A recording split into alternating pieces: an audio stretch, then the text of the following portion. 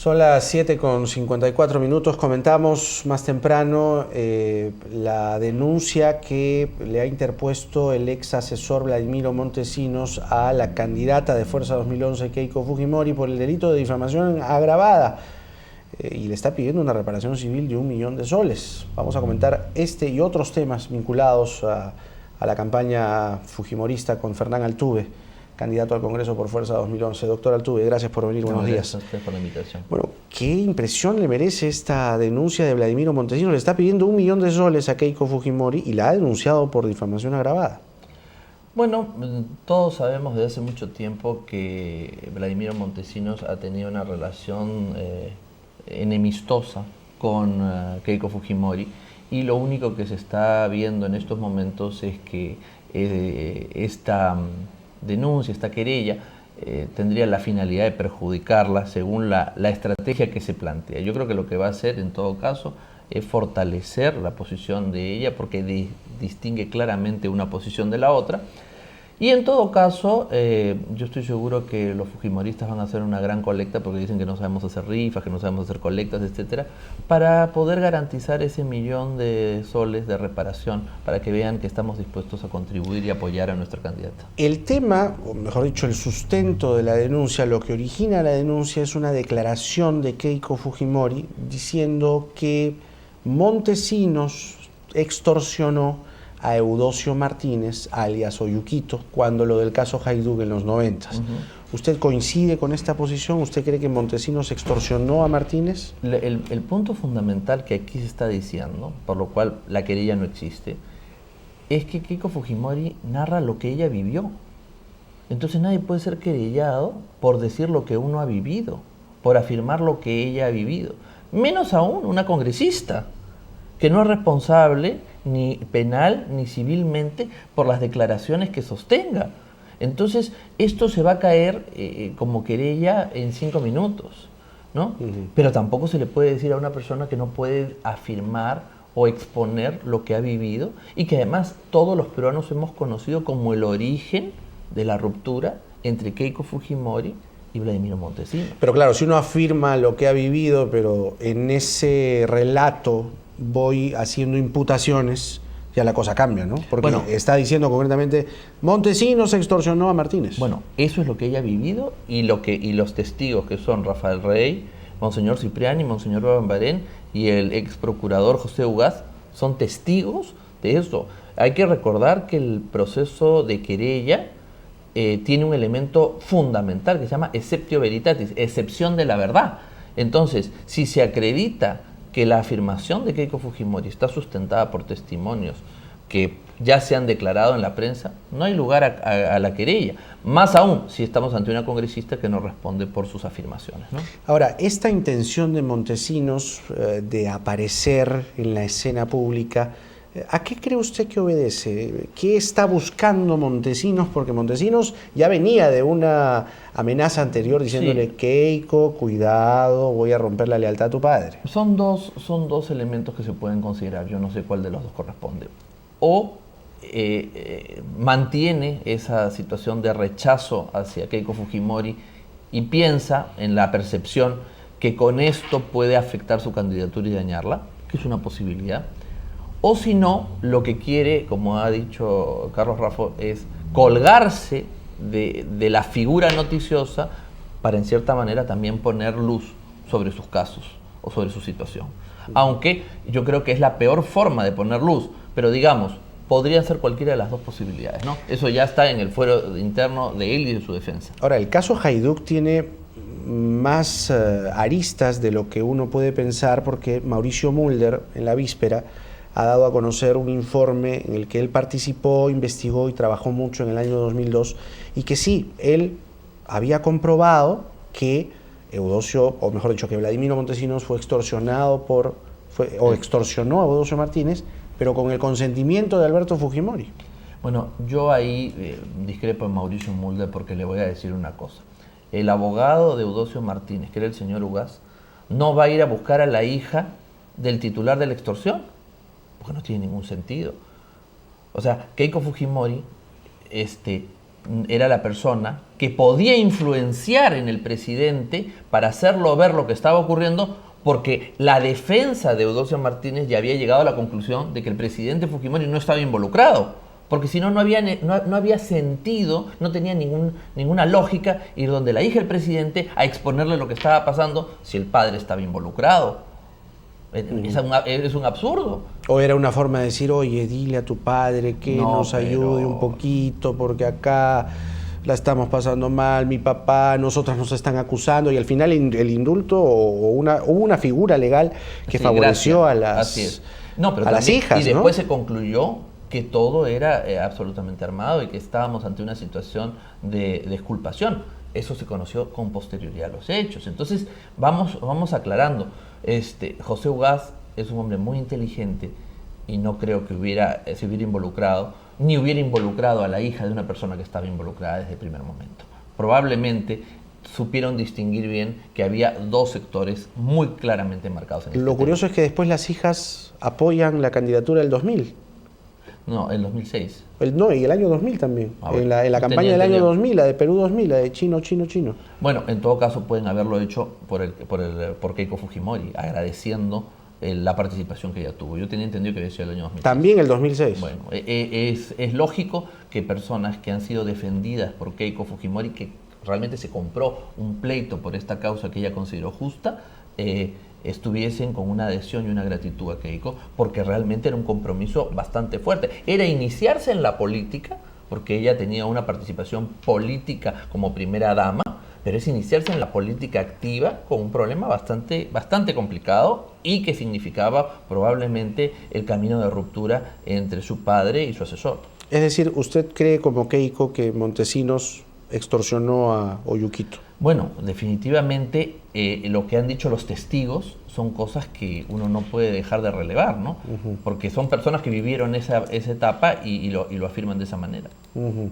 Ahora, vamos a decir así, las relaciones que se están describiendo, publicando de Keiko Fujimori, no solo el caso de Martínez, sino son otros varios casos que van sumando con el narcotráfico. Sí, bueno, y esta ligazón que se va estableciendo y la opinión pública va percibiendo. ¿Qué piensa usted? Eso es una percepción creada y artificiosa por una campaña sucia absoluta y totalmente rechazada por nosotros y que rechazaremos permanentemente. El caso Martínez Hajduk, claramente está José Ugaz como garantía, no es una persona cercana al fujimorismo, es un abogado que ha sido muy duro con el fujimorismo, que garantiza que ahí no hubo absolutamente nada. Y los otros dos temas, que son el de la congresista Beteta, está en relación al esposo de su media hermana, que es una persona que probablemente no se ha probado, pero podría haber tenido esos vínculos, y ella tenía 16 años cuando esta persona desapareció. O sea que realmente es estirar una relación familiar que no le implica.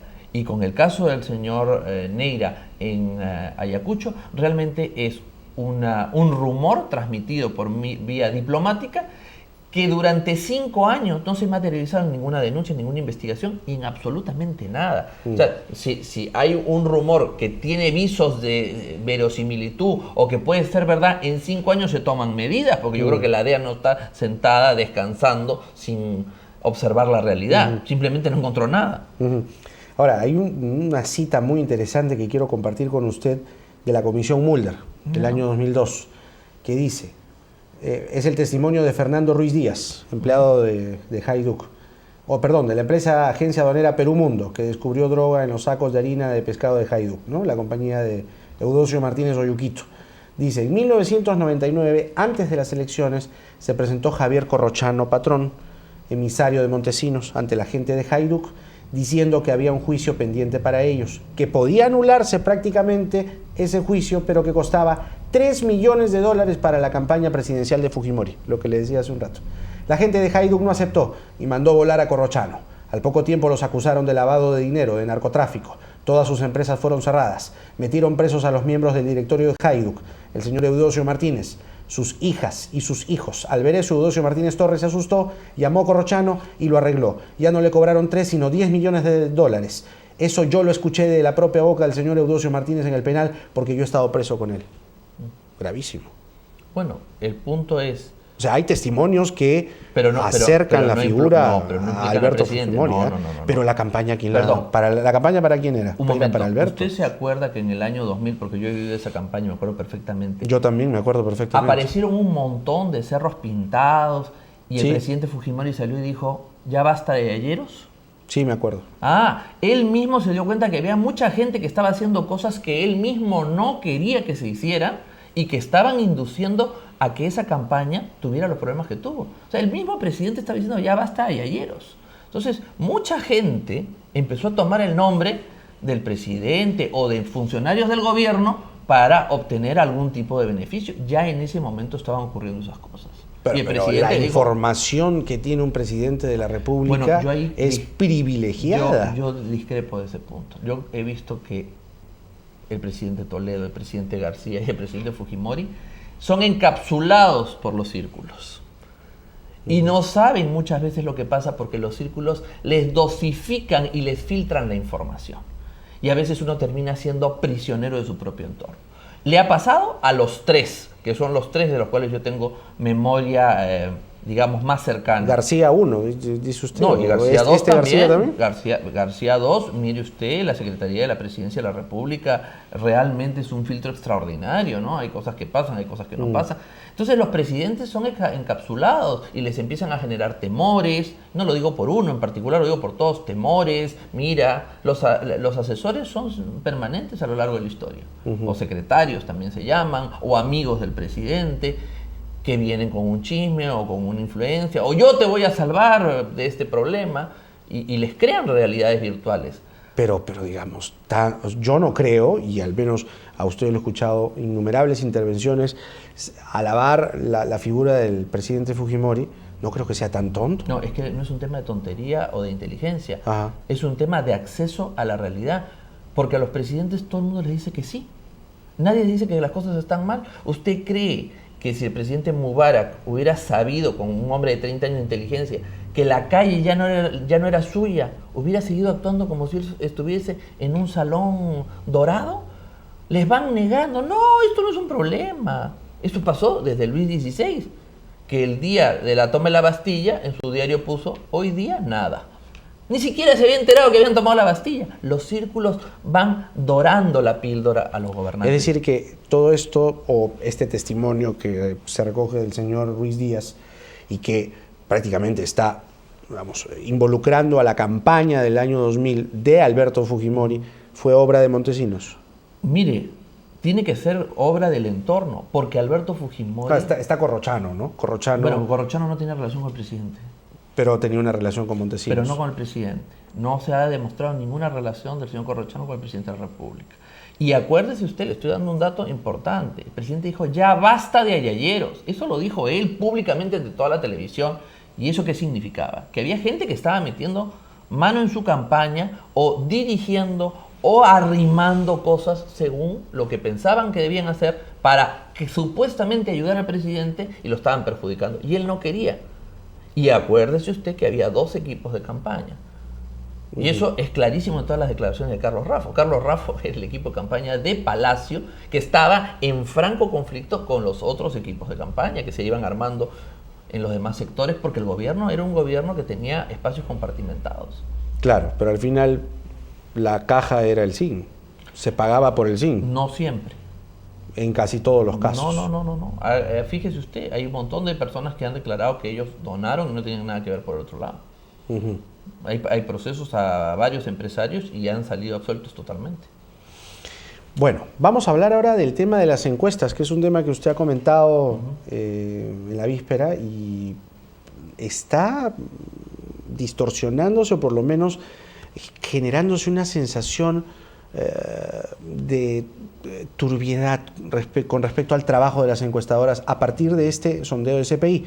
La APIM ha informado ahora, hace no mucho, que han podido verificar el trabajo de manera preliminar de CPI, y que se trata en efecto de 2 muestras, ¿no? En el caso de CPI. Una que es el trabajo de campo de encuesta tradicional, y la otra con cédula asistida, lo cual habría generado esta distorsión. Pero queda un mal sabor, ¿no? Bueno, queda una extrañeza. Lo que yo señalo es que es una cosa extraña porque, mire, si usted va a atender a un enfermo y le pone el termómetro de mercurio y le dice una cantidad y después le pone un termómetro electrónico más eficiente, más moderno, más eficaz y le dice que la situación es un poco más grave o más difícil o el dato es más exacto. O es como una prueba de orina o una prueba de sangre. Claro, ¿no? entonces yo no puedo agarrar y decir, como siempre he utilizado el mercurio, sigo usando el de mercurio. No, si hay uno que es más exacto, debo o poner el más exacto o poner los dos diciendo así sale de una manera y así sale de otra. Es lo que se ha hecho en anteriores campañas, ¿no? En muchas otras oportunidades. Entonces, la aparición de una encuesta secreta en el fondo realmente llama extrañeza. Si a eso usted, bueno, ya eso podría haber sido un error, lo podemos dejar en el plano del error, nadie está cuestionando las muestras ni la identidad de las encuestas, sino la existencia de una encuesta secreta. Podría haber sido un error, una falta de perspicacia, de diligencia del encuestador. Pero si a eso se suma una declaración de que ha habido una reunión entre un candidato y un miembro de la encuestadora, y después de que sale la encuesta, se dice que hubo una presión a esa persona que dirige la encuestadora y no lo reveló Toledo. por parte del candidato Toledo y no lo reveló cuando ocurre. O sea, yo la verdad nunca me he reunido con una persona de las encuestas si no es en reuniones sociales. Nunca los he ido a buscar a sus oficinas. No creo que se tenga por qué hacer eso. Y creo que después de la campaña municipal, con lo que ocurrió con Lourdes Flores, eso debería haber sido ya una situación con esta escena de Javier Barrón vedada. diciéndole vamos a mover las cifras, ¿no? Vamos a tratar de mover las cifras. Entonces, número uno. Y número dos, si ya ha habido una situación así de incómoda, de extraña, de desagradable, y se produce la reunión, que yo no entiendo por qué se produjo, pero bueno, si ya se produjo, pues, y me presiona, yo inmediatamente tengo que informar a la opinión pública lo que me ha ocurrido. No puedo esperar 48, 72 horas para que eso pase. Entonces, yo creo que lo que pudo mantenerse en el plano del error, que es posible, nadie dice, no, Manuel Saavedra es una persona absolutamente conocida, es buen amigo y pudo haber cometido un error en el planteamiento de las informaciones. Pero esas declaraciones que él hace en correo, a mí sinceramente me sorprenden, porque si él fue presionado, él debió denunciar inmediatamente esa presión. No pudo esperar. ¿Por qué esperó? Eso a mí me deja perplejo. Sinceramente no entiendo por qué. Porque si a mí me presiona un candidato para que yo haga algo o deje de hacer algo, siendo en cierta manera un árbitro, porque las encuestas en cierta manera son más o menos árbitros informales. Marcan un derrotero, ¿no? Claro, pero son árbitros informales de las tendencias o de cómo va las administran. Claro, pero digamos, yo no dudo de ellas. En lo más mínimo. Yo siempre... ¿Y esto que ha pasado tampoco le hace dudar? No, lo que me queda es una sorpresa. Y obviamente esperemos, porque Manuel es un hombre serio, que las explicaciones satisfagan. Pero el candidato Toledo no dice absolutamente nada. Y la acusación que está haciendo Manuel es gruesa. O sea, es una acusación gruesa. Me presionó. Y el presidente Toledo tiene un historial en el caso de su hija Saraí con un magistrado. No nos olvidemos que se reunió en su casa con un magistrado que era un ente independiente para resolver el caso y después de que se supo de ese tremendo escándalo, aceptó el reconocimiento de su hija Saraí. El reconocimiento en el fondo es la confirmación de que esa reunión era una reunión para fines vinculados al tema. Entonces ahora hay otra acusación de una presión por parte de un encuestador y no se dice nada. O sea, ¿es culpable el presidente Toledo de eso? ¿Es culpable Manuel Saavedra de no haber denunciado esto en el momento que ocurrió? Como le digo, yo no estoy aquí para ser juez, pero sí para decir que aquí hay una cosa que, digamos, por lo menos como está mostrado en el tapete, no me parece bien. Según Datum, PPK puede ser el outsider, ¿no? Siempre se espera la figura famosa del outsider desde el 90.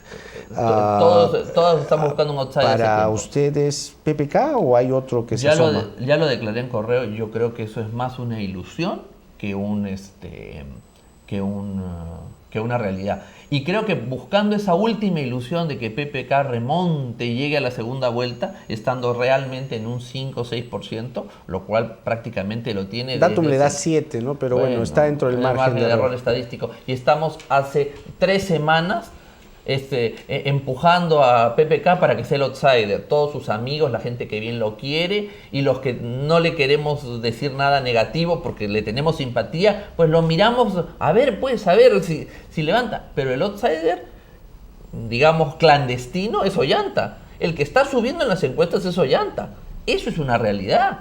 Y eso hay que decirlo, porque nos vamos a encontrar la próxima semana con que el tercer lugar va a ser disputado entre Castañeda y Ollanta, con una tendencia ascendente de Ollanta. Eso es lo que está pasando. Entonces, mientras están viendo Pero según los dos últimos sondeos, más bien Castañeda y Keiko se están peleando el segundo lugar. Bueno, la encuesta secreta no dice eso, ¿no? O sea que, ¿por qué hay una encuesta secreta? Es lo que yo digo. Y tampoco lo dice Apoyo. Apoyo dice que ya Keiko está en el segundo lugar y que Castañeda ha bajado, lo que se confirma con la encuesta secreta. Entonces, digamos... No, me refería a Datum y a Imacén, ¿no? Claro, pero vamos a ver todas las opciones. O sea, las dos encuestadoras más serias, o sea, por lo menos todo el mundo lo reconoce, son Apoyo y CPI. Y Apoyo dice que la tendencia es que Castañeda esté en el tercer lugar, y CPI, versión secreta, dice lo mismo. Porque la versión pública aún no lo dice. Dice empate técnico, ¿no? Pero que Ollanta está subiendo en todas. No hay una sola encuesta que diga que Ollanta no está subiendo. Y eso es una realidad. Entonces, cuidado, tratando de ayudar al abuelito electoral, a lo mejor Ollanta da sus pasos así y puede pisarle los talones a Keiko. Si nosotros no nos esforzamos, si nosotros no hacemos una mejor campaña y nos dormimos, como ha sido el caso de Castañeda, uno no es dueño de las elecciones. O sea, ¿qué podría pasar? En las elecciones peruanas cualquier cosa puede pasar. O sea que, claro, lo que yo no creo que va a pasar es que el abuelito electoral va a ascender. Ni con PPCuy ni con nada de eso. Porque eso ya está en su puesto. Pero nosotros lo que sí decimos es que las encuestas nos confirman en el primer lugar a Toledo y en el segundo a Keiko. Pero hay que seguir trabajando. Claro, porque además están cerquita, ¿no? Están bastante cerca. Sí. Estableciendo el margen del error, igual si uno está hace un cálculo cerca. de tendencia, Ollanta para llegar a alcanzar a Keiko todavía le falta. Pero aquí uno no se duerme, aquí uno no es soberbio. A nosotros Keiko nos ha dicho, vamos a trabajar como si fuéramos los últimos de la cola. Es decir, como si estuviésemos más atrás de PPK y todo. De Juliana Reimer. Y no, y de Pinazo. De Pinazo. Ese es nuestro trabajo. Nosotros tenemos que luchar como si estuviéramos detrás de ellos. Bien, sin doctor. soberbia, sin orgullo. Bien, doctor Altuve, gracias por venir.